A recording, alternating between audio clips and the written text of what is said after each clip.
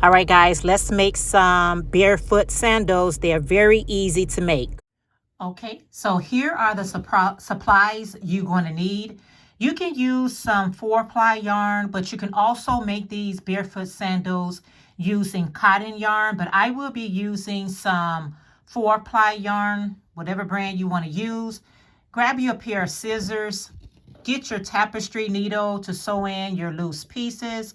Also, you're going to need a letter J crochet hook or a 6.0 millimeter crochet hook, letter J or number 6. And you're going to also need some beads. I grabbed these beads from my local Dollar Tree. You can use whatever beads you want. The beads are optional to have on the end. It's totally up to you. So if you have all your supplies ready, let's go ahead and start with these easy barefoot sandals. We're going to get started by making a slip knot. The way I make my slip knot is I wrap it around 2 fingers, bring that thread over, go between my 2 fingers, and pull through. All right, so go ahead and insert your hook. We're going to start by chaining a number of 10. So we're going to chain 10. So that's 1, 2, 3, 4, 5, 6, 7, 8, 9, and 10. Once you have your 10 chain made, go ahead and go back into that first chain, and we're going to do a slip stitch to join. And there we have our ring. Now we're going to chain up 3, 1, 2, and 3. Holding on to this loose strand right here, we're going to try to crochet right over this loose thread. So we're going to make 2 double crochets. This chain 3 is counted as the first double crochet. And now let's make 2 more. Wrap your yarn around your hook, insert it in the ring, pull through 2, pull through 2. Now let's do that one more time. A double crochet. And now we have a total of 3 double crochets. Again, the chain 3 is counted as the first double crochet. So that's 1, 2, and 3. Chain 1 and go right directly back into that ring and put 3 more double crochets. So that's 1. Let me just unravel some of my yarn. And I'm going to do 1, 2, and 1 more double crochet. Okay, so now we have 3 double crochets, chain 1, 3 double crochet. Here we're going to chain 1, 2, and 3. So we chain 3 and turn our work. Directly into that chain 3 space, which is right here, we're going to put 2 more double crochets directly into that same space. So that's 1 and 2. So now we have a total of 3 double crochets, chain 1, and then right where we have our chain 1 space right in the center, let's put 3 double crochets into there. 1, 2, and 3. Chain 1. And on top of that chain 3 space, we're going to put 3 double crochets. So that's 1, 2, 3. So right on directly on that chain 3 space, go ahead and put 3 double crochets right into here. Sometimes it's hard to find that top one, but eventually you will. So that's 1 double crochet, 2 double crochets, and 3 double crochets. And every time we get to the end, we always start with a chain of 3, 1, 2, 3, turning our work around and go directly back into that same space and put 2 more double crochets. So that's 1 double crochet, 2 double crochets.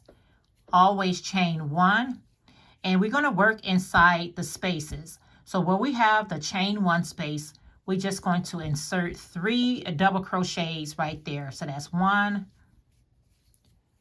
2, and 3. Chain 1. Go into that chain 1 space right here and put 3 double crochets. That's 1, 2, and 3. And every time you get through with your 3 double crochets, you always going to start with a chain 1. So go ahead and chain 1. And when you get to the end where you have that chain 3, that is where you're going to put your last 3 double crochets. So let's go ahead and put 3 double crochets right here.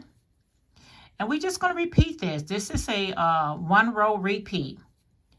Every time you get to the end, you're going to chain 3, 1, 2, 3, turn your work around, and then you're going to put 2 more double crochets into that same space. Problem. So anyway, let's go ahead and finish that. So we're going to put, always starting off with the chain 3, and then put 2 more, chain 1, and you just work into your chain space. And when you get to your last double crochet or that chain 3, you're going to put 3 double crochets. So let's go ahead and do that. And then you just repeat this until you get the length that you need. So I'm going to 3 double crochets, chain 1, 3 double crochets, 1, 2, and 3. Chain 1, 3 double crochets in the chain 1 space, 1, 2, and 3. And then we're going to chain 1, and always on the top of the chain 3 space, we're going to end with 3 double crochets.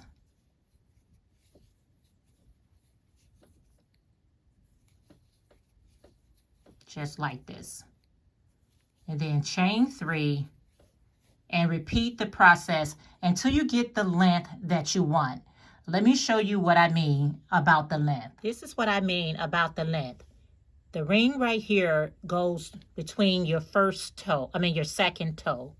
This is how it goes right here. And then you want to just place it on top of your foot, just like you see here, and see if that's the length that you would like. Now, for me to get to this length right here, I went a total of, excuse the loose strands, I haven't sewn in the loose strands yet, but in any case, I did a total of 7 rows. So you can do a total of 7 rows, or you can do as many rows as you like. If you want yours to come up even further, you can continue on. But I just wanted mine to cover this part right here. So if you want this to look like this, go a total of 7 rows. You may need to go more, or you may need to go less. It's totally up to you. But lay it on your feet just like this, and then that will determine how many more rows you need to go. All right, so once you have the length that you would like, now what we're going to do is we're going to chain 80. So go ahead and chain 80, and this is what's going to make our straps on the side of our project. So chain 80. So 1, 2, 3, 4, 5, and 80. So I made a chain of 80. Once you finish with your 80 chains, go ahead and cut your yarn, but leave a little yarn so that we can slide on our bead like an inch or 2. So let's go ahead and cut that, and we're just going to fasten off. I'm just going to take my yarn and pull it through so that I can close this off. So now we got one strap done. Just go over to the other side, and you're going to start off with making a slip knot, just like this. And then you're going to insert your hook directly in top of that first stitch.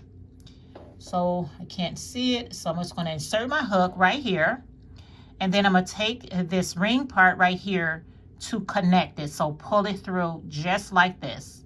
So once you have it through, I'm just going to pull this strand to make it a little bit more tighter. And now we're going to chain 80 on this side. 1, 2, 3, 4, 5. Okay, so I got 80.